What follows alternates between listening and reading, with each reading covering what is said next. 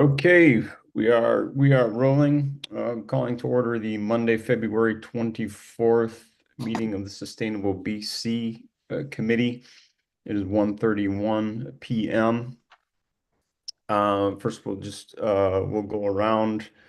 I'll call on folks on my screen here. If you could just say your name, your association with the committee, and where you're zooming from, that would be appreciated. All right, I am Andy Humboldt, community volunteer, zooming from my home in Battle Creek, Michigan. Bob. Hi, Andy. I'm Bob Gilbert, community volunteer. I'm also zooming in from my home in Battle Creek. All right, Dee. Hello, Dee Chauvin here, community volunteer from my home office in Battle Creek. Thank you. Ryan. Ryan Ranke with the Calhoun Conservation District, zooming in from my office in Marshall. All right, thank you. Chris Martin. Yes, good afternoon. Chris Martin, urban planner, zooming in from my office at Battle Creek, Michigan. Thank you. And Chris Basic, forgot how to say your name. Sorry, Chris. Basic, yeah, I'm zooming in from Marshall. And sorry for my absence there. My schedule changed for 6 months and it's back to normal now. Okay. Yeah, no worries. Great. Thank you. Yep. Mark. Hey, everybody. Mark Hi. Steven. Sorry about that. There's two All right, Marks. thank you. Sorry. Go ahead, Mayor. That's all right. City of Battle Creek, and I'm zooming from my office on Capitol Avenue Northeast. All right. And Mark Stevens. Yeah, Mark Stevens, community volunteer from my home in Battle Creek. All right. Thank you. All right. DPW crew, way back there at the end of the table. Patty Hoke Meluish, City of Battle Creek Environmental Department. We're zooming in from DPW in Battle Creek. Bessie Plug, City of Battle Creek Environmental. Here with Patty and 204 at DPW. I can't decide which I like better, the two of you tiny way back at the table, or the two of you seated back to back at your workstations where you can see each other over each other's shoulder and you're both zooming in from the same. I like that one too. So I'm glad that you go back and forth. We like to keep it fresh for you. Good, thank you. And Mallory Avis. Good afternoon. I'm Mallory Avis. I am the public transit director for the city of Battle Creek. Thank you, Mallory, and we will turn it over to you in just a second. We'll approve our minutes from last time, and then we'll turn it over straight away to Mallory to present on transit. It looks like 1, 2, 3, 4, 5, 6, 7. Yes, we do definitely have a quorum today. Bessie did send the minutes to the December meeting. So if you had a chance to look at those, that would be great. I'd entertain a motion to approve those minutes. I motion to approve. And I'll second. All right, moved by Patty, supported by Bessie to approve the minutes from the December meeting. Any other comment or question or input about the minutes from December? All right, then all those in favor of accepting those minutes as presented, please say aye or just wave, make some Aye. sign that we can see. Hi. Thank you. Are there any opposed? Okay, then seeing none, we will put down unanimous approval of the December minutes. And unless Patty, you have other ideas, I'll just turn it over to Mallory. I think that'd be great. That sounds good. All righty. Thank you much, Mallory. Thank you for being here. Of course, thank you for having me. I was asked to give an update on transportation, and I think last time I presented to you guys was prior to the millage, and a lot has happened since then. So I'm happy to provide an update. I'm going to go through, I have a presentation, but I'm going to go through it pretty quickly so that I can be sure to have time for questions at the end. So I am going to share my screen. Okay. So you should be able to see that. So first of all, Ride Calhoun has developed a mission, and I guess to preface, the Transportation Authority of Calhoun County is doing business as or branded as Ride Calhoun. And their mission is to improve lives in Calhoun County, one ride at a time, with equal access to transportation for all. So as you guys know, this has been in the works for many, many years. I came to the city in 2019 and kind of had the opportunity to jump in at the very beginning of it, which all kind of started with a couple of studies. So the first being the City of Battle Creek's transit study, followed by the county's transit needs study. So the city's study was more about existing transit services and how to improve them, how to optimize them, and survey from current ridership and residents.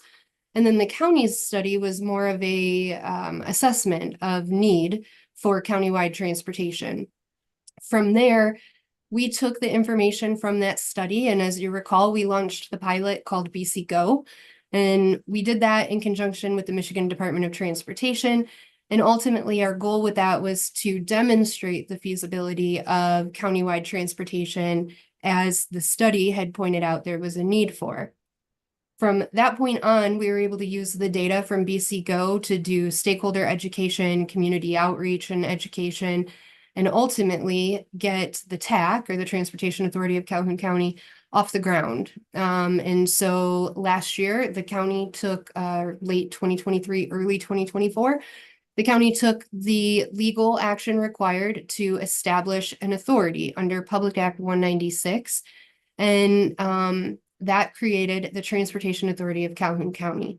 Now, the important thing to note is that the authority is not part of city government. It's not part of county government. It is now its own authority with its own board of directors. And that authority ultimately answers to FTA, the Federal Transit Administration, and MDOT, the Michigan Department of Transportation, and ultimately also the voters who approve or don't approve a millage when they go for it. From that point on, late January of 2024, a board was appointed, and that board got to work immediately with a goal of getting a millage request on the ballot in November. Now that ballot is in November, but that language is due in August. So they didn't have a ton of time to get to work. They meet twice a month, every second and fourth Tuesday of the month at Marshall City Hall.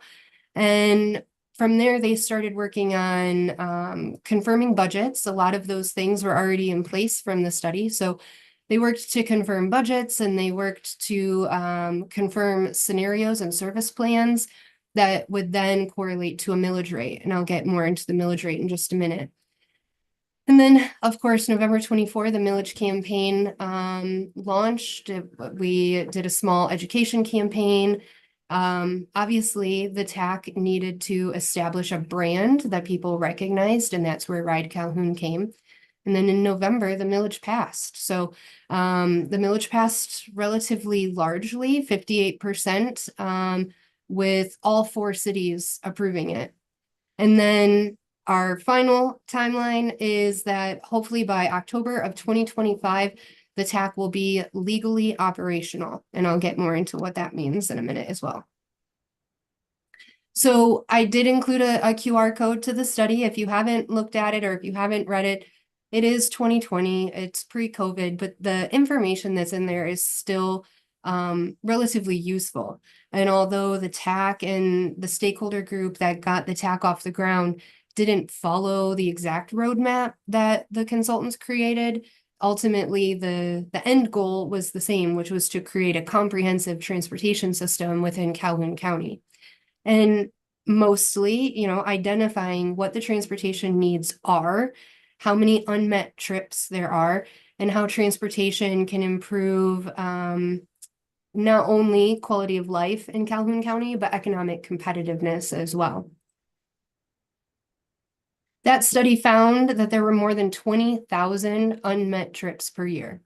And 20,000 sounds like, a small number when we talk about the number of people in our county and all of this, but what we actually learned by doing the BC Go pilot is that that number was far underestimated. So once we actually launched BC Go and the service was out there and people were trying to use it, demand far exceeded our capacity. So we launched the service intending to meet that 20,000 trips per year. And that actually by year 2 of the pilot was more than 150,000 trip requests. So obviously there's a large demand for service, and we were only able to meet about 22% of that. Now, BC Go gave us the opportunity to narrow down data and dive deep into where are people going and what are the trip purposes so that we could use that for community education moving forward. So we were able to take origin and destination information and go directly to those communities and say, these are the number of people using the service in your community. This is where they're trying to go, and this is what they're trying to do there. So whether it was obtain employment, education, social services, and then sometimes it is medical appointments or even recreational appointments, where people are going to events, senior fairs, things like that, that there isn't other transportation for. So the TACC reviewed what we're calling good, better, and best scenarios, and we established budgets that went with each of those scenarios. Now, this is just a small snapshot of what went into kind of the back end service planning, but good scenario is I would call it just that. It's good. It's okay. It provides some increased service from what we have today, but really still kind of restricts it to 7 a.m. and 5 p.m., which are the peak travel times, and doesn't necessarily address the need of second shift and third shift workers, school children trying to get home from after school activities, and even first shift workers who are trying to make it across county to or from their home or place of employment. The second option is better, and that provides some extended service. But ultimately, the TACC board said, if we're going to do it, let's build the system that we hear people are asking for. And so they opted to go with a budget that supported service from 5 a.m.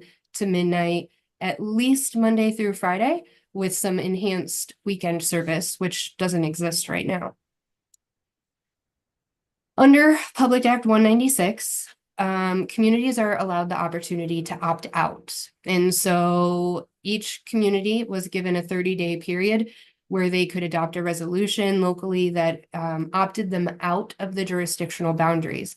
Now, this opt-out meant that voters would not be presented with the millage request, and thus those communities would be excluded from the jurisdictional boundaries of the authority. Now, that doesn't necessarily mean cut and dry, black and white, that those areas won't have any type of service. What it means is that those areas may have to contract for service, or that there's going to be extremely limited service in those areas to or from destinations that currently have service. So I'm going to use Walmart, Meijer as an example. That level of service will stay the same, but residents of those communities likely won't be able to use the service. There is an opportunity for those communities to opt in at a later date. Once Ride Calhoun gets off the ground and demonstrates its success, then those communities can change their mind when that millage renewal comes around. And ultimately, the hope is that as more communities opt in, that drives the millage factor down.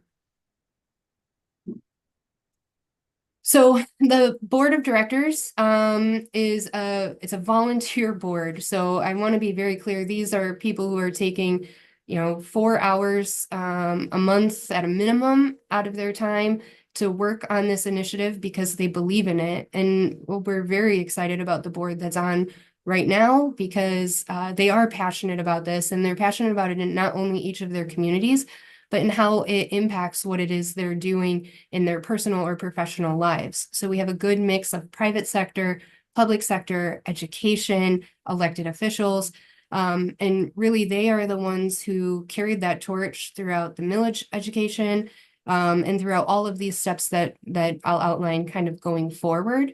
And they're the ones that are ultimately the staff of the authority right now. So the authority doesn't have staff. They have a volunteer board who's working diligently to get this off the ground and operational. So we took that best scenario that I presented before and we applied. Mallory, Yeah, go ahead. real quick, could I interrupt? Yeah. Just question, the board. So how did those board members get appointed? Who appoints them? Yeah, each of the jurisdictions has the authority to appoint their representative to the board. So the city of Battle Creek has two seats on the TAC board, and so the city commission appointed 2 people. The county has 2 seats on the board, and so the county commission appoints. And then Marshall, Albion, and Springfield each have 1 seat on the board, and those respective city councils appointed their representatives. Great, thank you. You're welcome.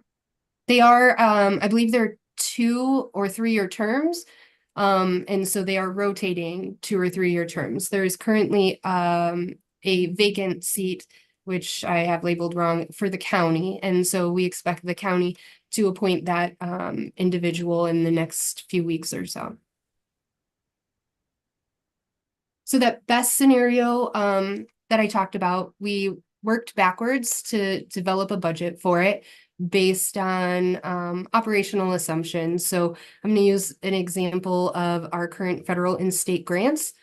We are primarily subsidized through federal and state grants, very few local grants, and then a very small amount from general fund contributions. Those local contributions were not sustainable. So our transit system as it stands today, that general fund contribution isn't a guarantee. It's something, obviously, the city only has 1 small pot of money that gets divided amongst multiple departments. The difference here is that a millage makes up that gap rather than general fund contributions. And so doesn't mean that general fund contributions can't help support this transit budget in the future, but it didn't solely rely on it. We also, those federal and state grants, I want to clarify, are not competitive. They're formula based as part of the infrastructure bills that get passed, the surface transportation bills.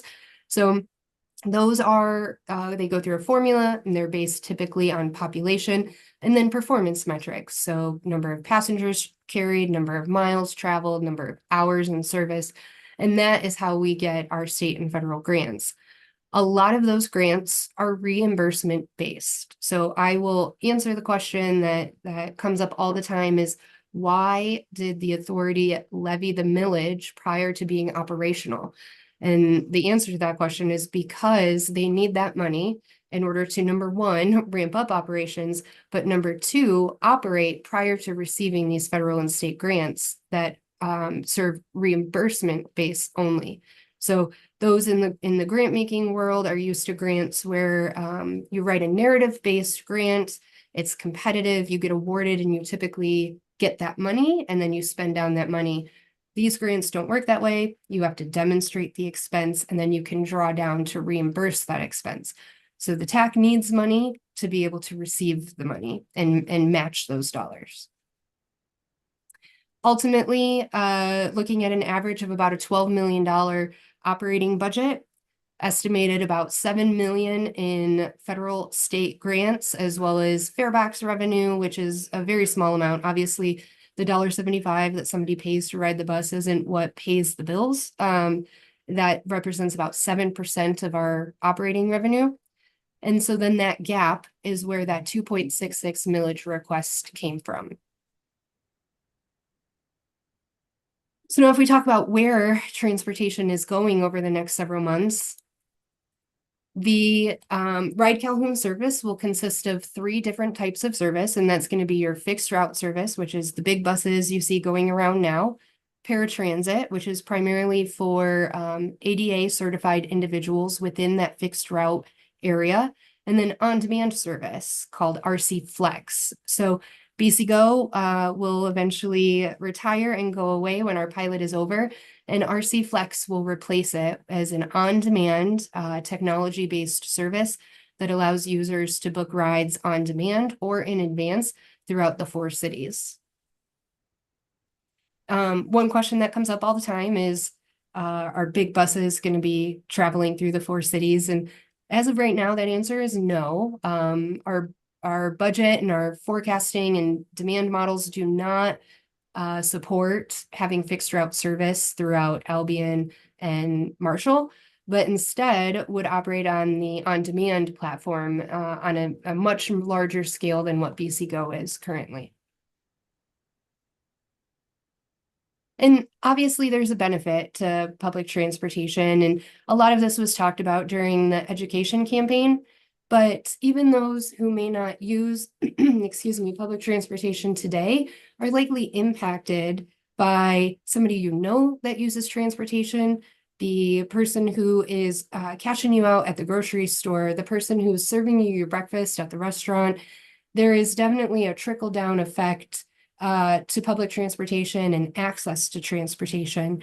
And I think, I don't have to tell this group probably, but you're aware that there's people constantly asking for rides, people who are in need of transportation to work to either get or maintain their employment.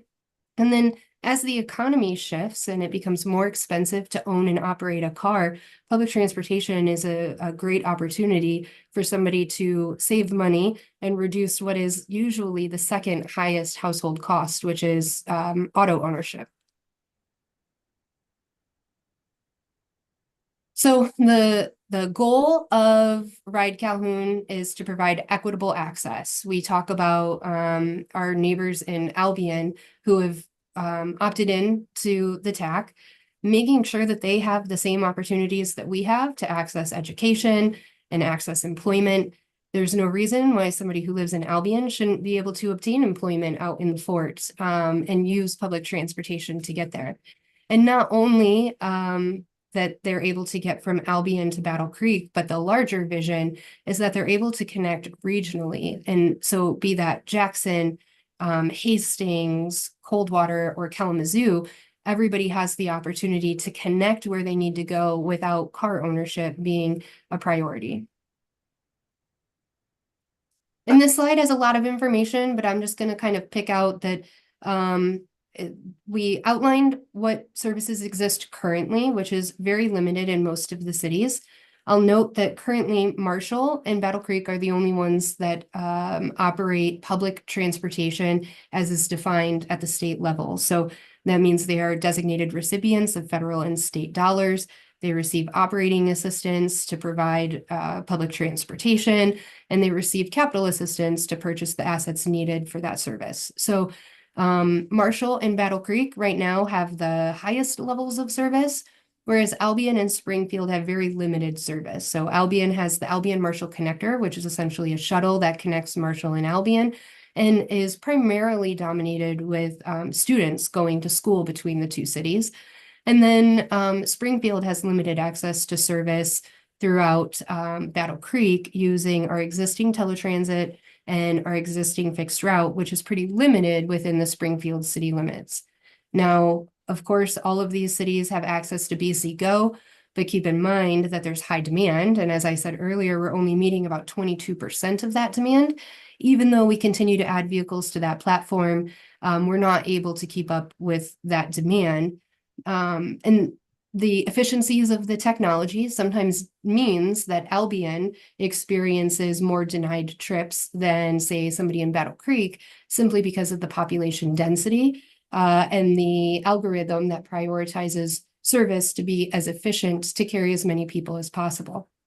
So with the future, with Ride Calhoun, by dedicating services to those specific areas, so zoning vehicles, for example, specifically to Albion and to Marshall and to Springfield, it allows more access to service and it allows us to distribute our assets more evenly or more equitably. And then obviously enhanced fixed route bus service. So this is an opportunity for us to revamp our fixed route bus system. Perhaps it changes the frequency, perhaps it changes the routes, but it gives us an opportunity to look at Springfield as a partner in creating new fixed routes that carry, excuse me, that carry more people and operate more efficiently.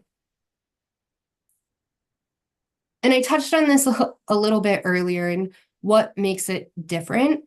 Currently, both Marshall and the city of Battle Creek are supported by general fund contributions, as well as competing for funds with other departments. When the city commission is having to evaluate a budget and they're looking at, the $1 million that I'm asking for, they have to compare that with the same $1 million that police and fire are asking for, DPW, recreation. And so that $1 million, I'm going to say, is on the chopping block, right? The city is operating multiple departments with multiple different areas of focus, whereas the Transportation Authority has one job and one area of focus, and that's mobility. So this allows for a dedicated funding source, but also a dedicated mission to mobility. And then this slide is tiny. I apologize. I should have shifted it over, but what is next? And this is kind of the question. I think everybody's on the edge of their seats of like, what is the TAC doing? They're not doing anything. But really now is all of the legal work that couldn't get started prior to the millage passing. So until the millage passed and the TAC knew if it was a go or a no, they couldn't get started on some of these major things. The first being that designated recipient status. So the TAC, along with the city of Battle Creek and the city of Marshall, are working with FTA and MDOT to transfer that designated recipient status. That means that the TAC will become the designated recipient of all state and federal funds, and that they'll be eligible to receive financial assistance from FTA and MDOT.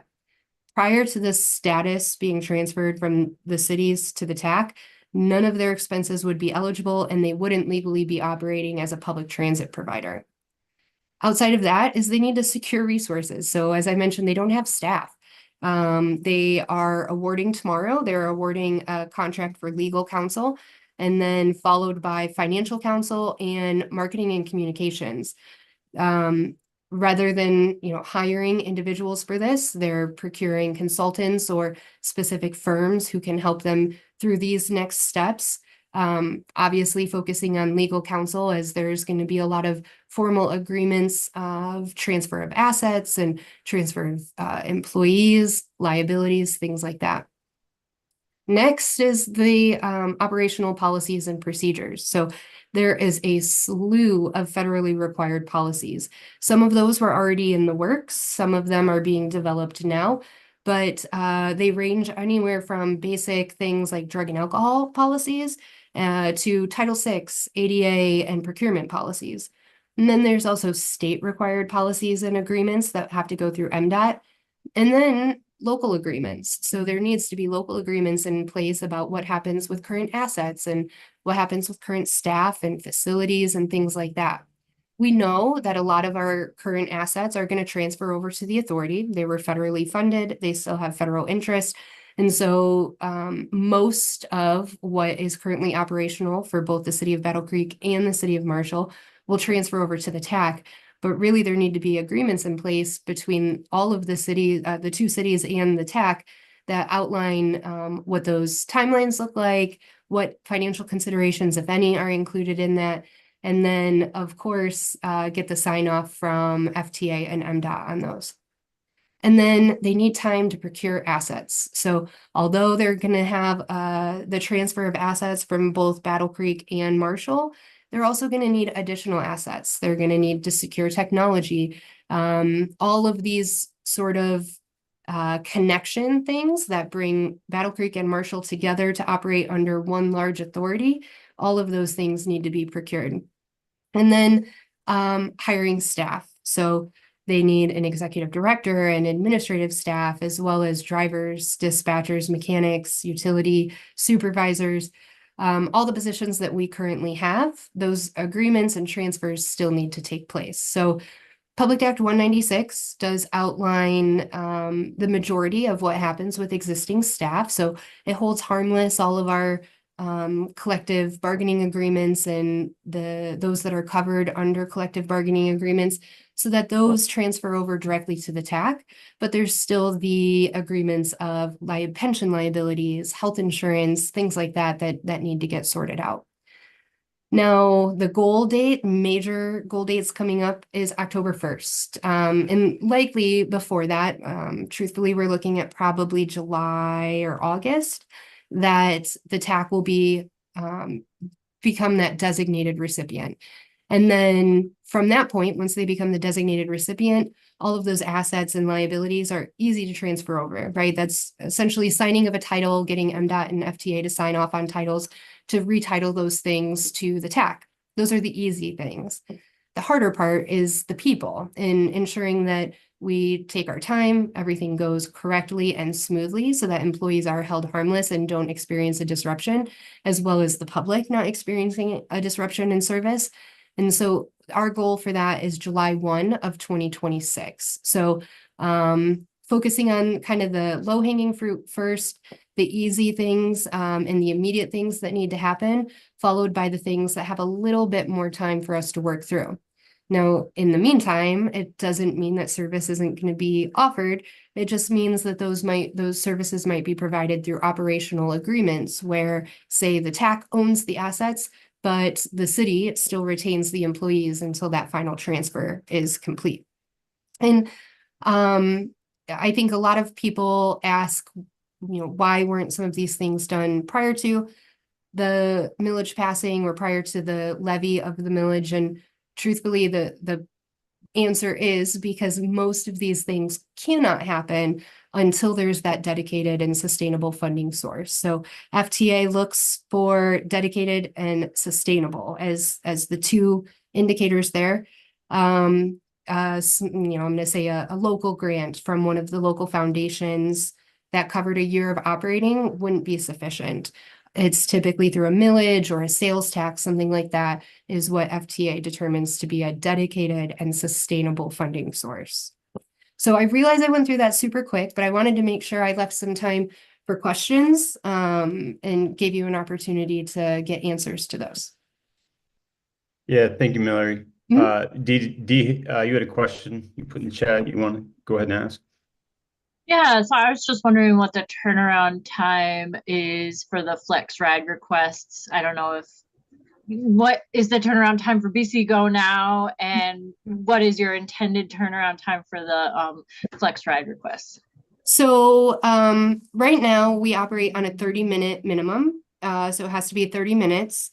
And we gave that buffer simply to give us travel time. So if somebody in Albion, for example, requested a ride, we had 30 minutes to make it to Albion to pick them up. We anticipate that same model going forward. We can shrink that down a little bit, say instantaneous. If a vehicle is in the area, it'll automatically match or offer a different time. So if you requested something for half an hour from now, but an earlier time was available, it would offer it to you. Now, the caveat is that the system also allows you to book 2 weeks in advance. This is the part that is still to be determined on if RC Flex going forward will still have that same 14-day window. Will it be a larger window or a smaller window? But part of what we're experiencing now with BC Go is that people are booking 14 days out because they want to be guaranteed that ride. And so if I were to pull up BC Go right now, all of the vehicles for 14 days from now would be probably 50 to 60% at capacity already. And the people who are regular users of BC Go know this, and they don't feel as much frustration with it. They know, get on first thing in the morning and book your ride for 2 weeks from now, especially those recurring trips like, you work Monday through Friday or you go to school Monday through Friday. The people who experience the most frustration are those who are trying to travel kind of impromptu and just pull up the app like you would Uber or Lyft. Our goal is to truly get the system to operate just like that you can make an impromptu trip. You don't have to plan your whole life around when or if you have transportation. That's great. Yeah, I was expecting it to be kind of the other way around, but yeah, that's really interesting. Thank you. You're welcome. Other questions? Hey, Mallory, I had a question. How does it look like when you want to travel out of county and things like that with neighboring counties like Kalamazoo, for instance? Or So- how could it look? So right now, we make minor connections with Kalamazoo. So most of those connection points are at the Battle Creek VA, where we have an interlocal agreement with Kalamazoo Metro that allows them to come into our service area. Those same interlocal agreements can exist with other cities. So I don't know if you guys recall from my previous presentations, but prior to this authority passing, we were the only one in the area that did not have a countywide transportation system. So we would just need interlocal agreements with Branch County, Berry County, Jackson County to be able to go into those areas and make connections. I do know it is a priority of the TAC board to focus on regionalism and to be able to make those connections. So I anticipate maybe not right off the bat at the beginning, but once they kind of get their feet underneath them and things get operational, being able to make some of those out county connections, either directly right on the same vehicle or through connection points with other transit providers. Thank you. Others? Hey, Mallory, this is Bob Gilbert. Nice presentation. Very well Thank done, you. as a matter of fact. I was reviewing, trying to think back to when you showed the budget. It looked to me, as I recall, the budget that you had displayed went out through 2028. Is that correct? Yes, let me see if I can go back. That one. Yes. Yes, 2028. So, I'm probably a little behind the time, but have those millages been passed yet? Yes, so the millage did pass in November. Okay.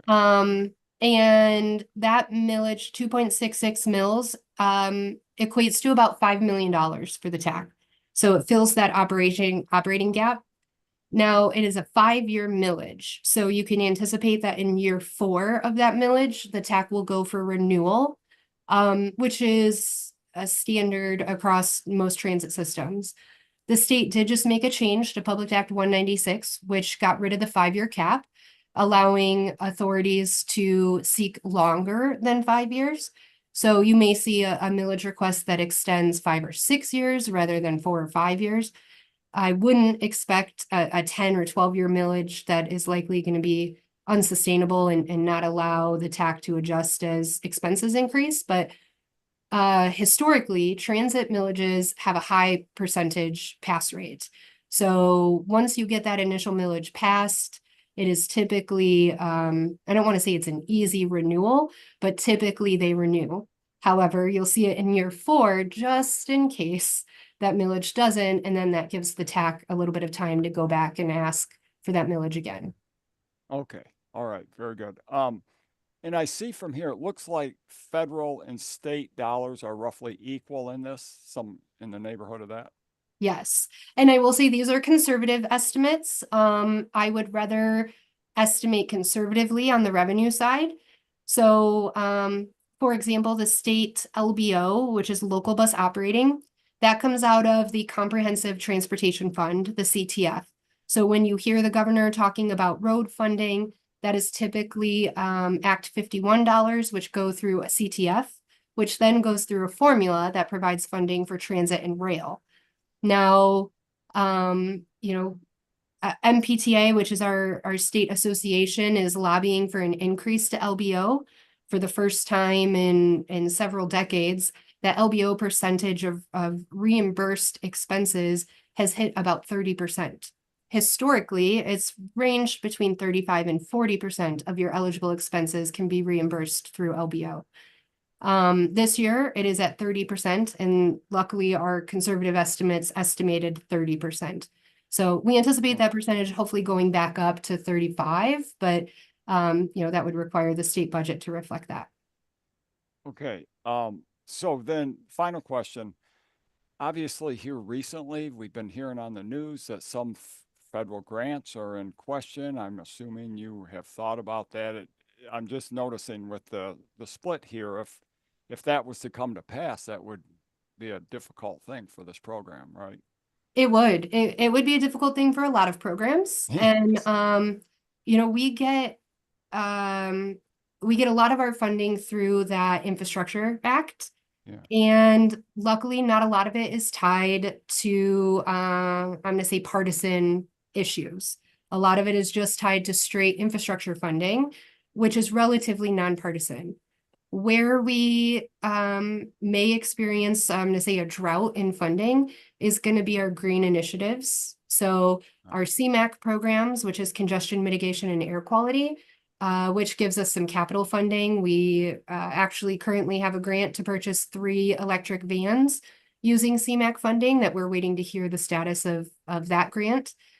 And then other programs that we're eligible for funding through, such as EPA programs, low and no emission vehicle programs. So we just had a call last week with our national association, APTA, who was advising that likely low and no emission vehicle programs are going to see a large revamp. And so those are the funding sources that have me a little bit nervous, which are more focused on capital than operating. Okay. Okay, very good, very informative, Mallory. Thank Thanks a you. lot for giving this presentation today. Thank you. Thanks, Bob. I had Kiona, a question if anybody else didn't. just one sec, Chris. Kiona Ackley, the member, has joined us. Kiona, could you just take a sec to introduce yourself, who you are, where you're zooming from? Yes, Kiona Ackley, community member, joining from Battle Creek, Michigan, virtual. Thank you. Go ahead, Chris. Sorry, and again, this might have been asked because I'm at work trying to multitask here and listen. For vehicles, I know I just heard you mentioning the electric and all that kind of stuff with Blue Oval coming in. Have either of the cities of Marshall, Battle Creek considered partnering with them and maybe getting some discounted vehicles through them through advertising or anything like that? I do know that the TAC board has been in conversations with the Blue Oval team. Unfortunately, we're kind of restricted on how we can procure vehicles. Now, it doesn't mean that they couldn't use local funds. So anytime we're using federal funds, there is a ton of red tape that goes along with it. So I'm going to use Buy America as a perfect example. 70% of the vehicle has to be made, 70% of the vehicle components have to be sourced and manufactured in the United States. Final assembly has to be in the United States, and a slew of other federal clauses that go along with it. So it kind of restricts us from being able to make local partnerships and agreements like that, but it doesn't restrict creative public-private partnerships that are maybe zero-cost leases or things like that, that the authority would be able to enter into as part of a local program. Okay, I just know they're looking to get involved in the community any way they can to be more accepted for what they're building. Yeah, I know the TAC board has been in meetings with them. Thank you. Thank you. Anybody else? Questions? Go ahead, Ryan. Yeah, I just had a quick question. After the when the millage renewal comes back up, can some of these townships opt in going forward or no? Yes, and I hope they do. I hope that residents contact their elected officials, the residents who support the access to transportation. And even prior to that millage coming up, those townships could enter into some sort of agreement, operational agreement, using general fund dollars rather than millage dollars. Some cities have their own millage. So rather than being part of the authority, they have a local millage that supports a contract for service. There's all different ways to kind of slice it that they can still get in and still get service. In the meantime, there's nothing stopping local businesses. So I'm going to call out firekeepers, for example. Emmett Township has opted out, but firekeepers could enter into a contract with the TAC for service to and from their location. It just wouldn't help residents who live in those communities get there. So we could go to the business, but we couldn't go to residential homes, if that makes sense. And really the hope is, so for example, the initial service scenario that accounted for full countywide opt-in, that millage rate was much lower. It was in the ones. And that's because although, the operational side doesn't change a whole lot when you count these rural areas, it doesn't require a whole extra fleet of vehicles. Essentially, we're driving through those communities already with those existing vehicles. Really, what hurt there was the loss of revenue associated with those communities. So operating expenses didn't increase that much to add in all of the townships, but revenues decreased a lot when you took them out. And so that's what drove that millage rate up. Ideally, the more people who opt in, the lower that millage rate could go. And the more contracts for service or other outside funding sources, like agreements with firekeepers or Blue Oval, could help offset that millage request too. So while we're at 2.66 in year one and probably year two, I think ultimately the goal is for that 2.66 to be the cap that doesn't have to actually be levied, that it's actually lower than that. Good, thank you. You're welcome. In Mallory, in talking about going sort of back and forth across the county, like you mentioned, or one of your talking points or sort of anecdotal talking points was like, okay, people who live in Albion, but who may want to work in the industrial fort in Battle Creek, like there ought to be in theory, there ought to be a public transportation option to them. But still in the future column of the sort of envisioning what in the future, that seems like the Albion zone or region was still limited to, I don't know, limited is probably the wrong word, but the flex, the current BC Go, but the RC flex being, but that doesn't seem to me like a very, like, that's not moving a lot of people from Albion to the fort, let's say. Like you're not going to, like, it might get a few people or am I, or like, so how does that up, or am I in this comment, am I underestimating the amount of scaling up that the RC Flex would entail? Yeah, I think it's a little bit of everything. So we're talking about going from a fleet of, currently we have between the city of Battle Creek and the city of Marshall, we have about 28 vehicles. Ride Calhoun's budget supports about 44 vehicles. So significantly scaling up the number of vehicles that are available, but also kind of intermingling the types of vehicles that those are. So while RC Flex, for general purposes, I use a picture of a minivan, which is what we're using now and what the majority of the vehicles might look like. We also have full-size vans, which are, 10 to 12 passenger, as well as larger vehicles, which are up to 15 passenger. So it could look like a shuttle if demand supports it. It could look like a shuttle from Albion to Fort Custer, or it could look like, I always try to avoid a taxi scenario because taxi is point A to point B, right? Right, but it should, yeah, I hear you. Yep, Okay, so that if makes sense we then. pick And even, somebody if you're going from Albion to the fort, you might stop off in Marshall and the pick Blue somebody. Oval and the Firekeepers, there's a lot of stuff on the way. Exactly, yep. Yeah, okay, thank you. You're welcome. And Other, we did just place an order for 4 of those larger vehicles. So, and then the 3 electric ones that we have the grant for are the larger full-size vans as well. other questions? Can't always see everyone in this view, so if you have a question, speak up. Go ahead, Ryan. Yep, I just wanted to follow up. Is there any talks with Amtrak to kind of follow on their schedule with any of these fixed routes or anything? Yes, so we already kind of coordinate with Amtrak as best we can. The plus now is that Albion has a station and Battle Creek has a station. There is a possibility that there could be a mixed fare. So somebody, for example, could take the train from Albion into Battle Creek and then use the bus to get from Battle Creek to their final destination.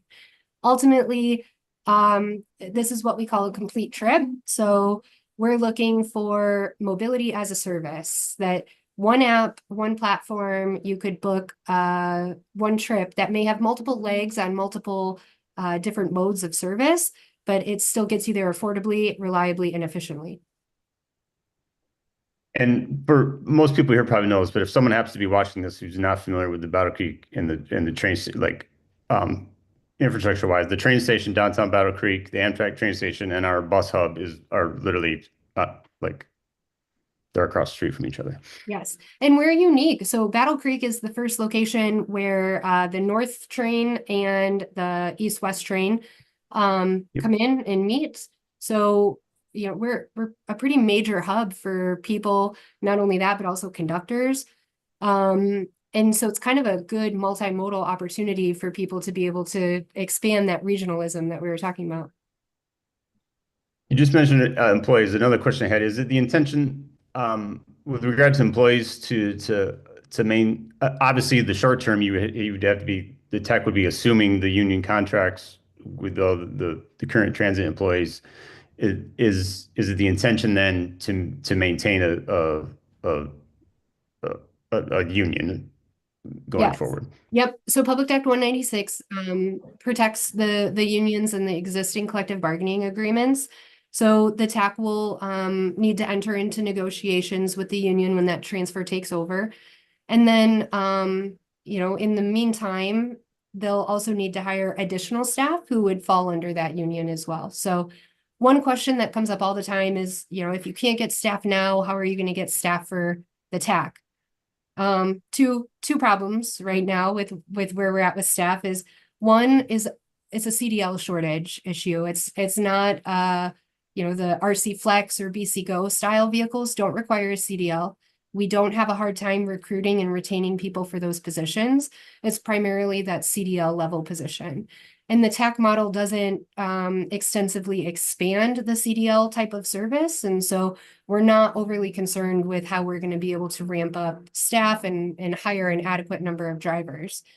On the CDL side, though, the biggest issue is pay, and, you know, making a livable wage and a competitive wage for what's required of the job and the credentials that an individual has to hold for that job. So, you know, the TACC budget supports a higher wage than what our current CDL drivers get paid, and that union contract will help as well. Great, thank you. You're welcome. All right, other questions or content or anything else from Mallory?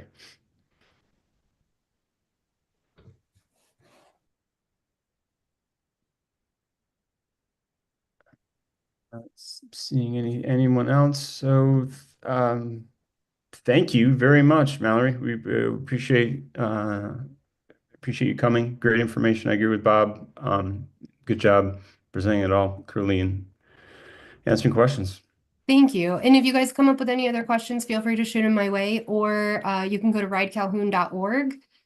We have a Facebook page, and the website, there's a contact us form where you could shoot questions directly to the TACC board.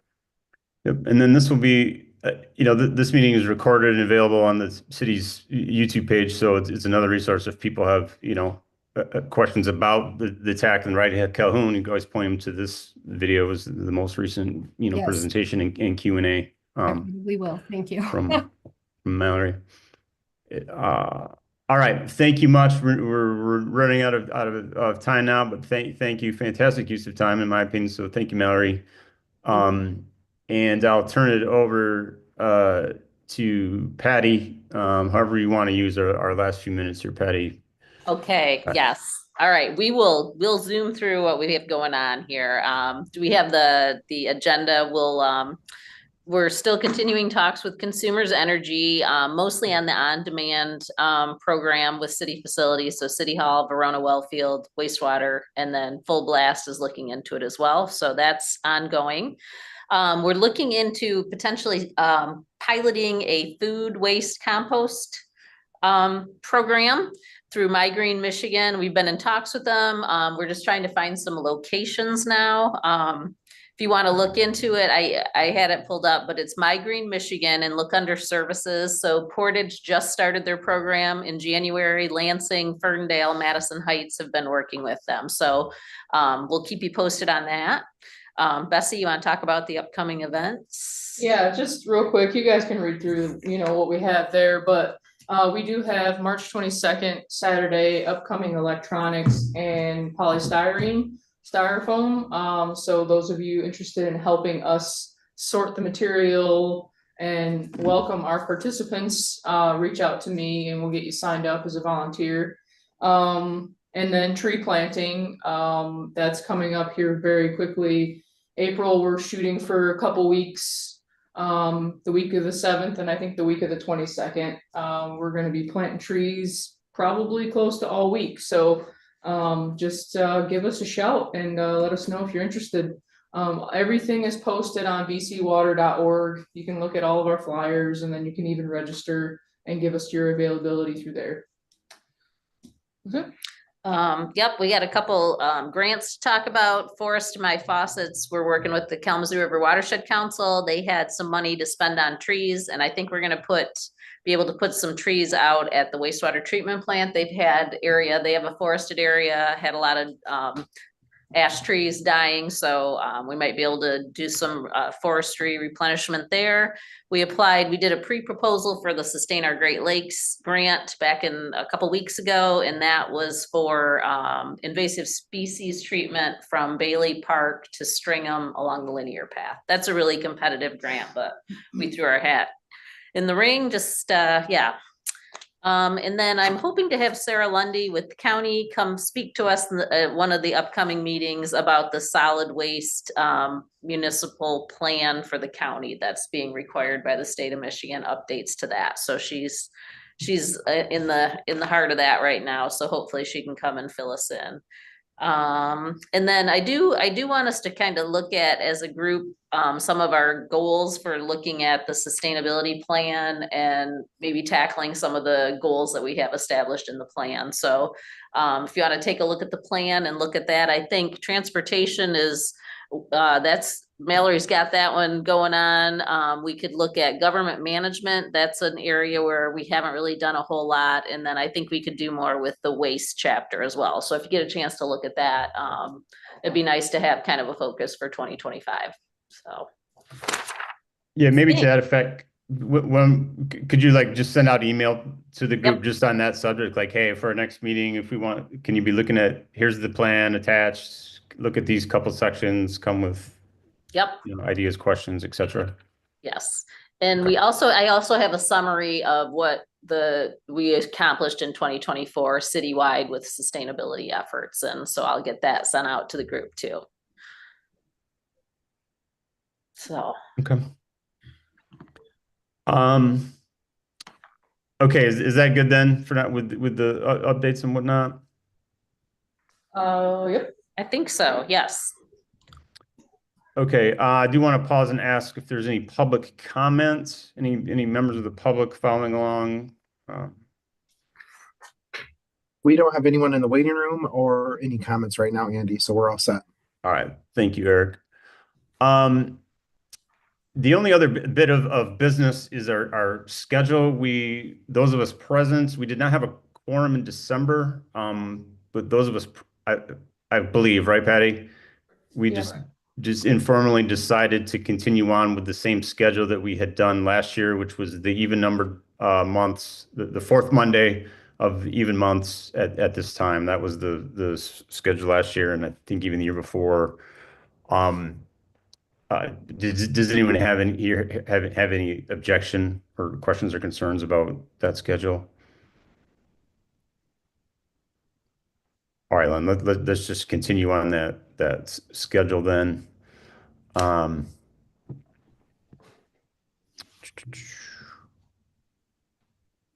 think that's it as far as formal business, and we're about out of time. So are there any other comments or questions or announcements from the group? Brian?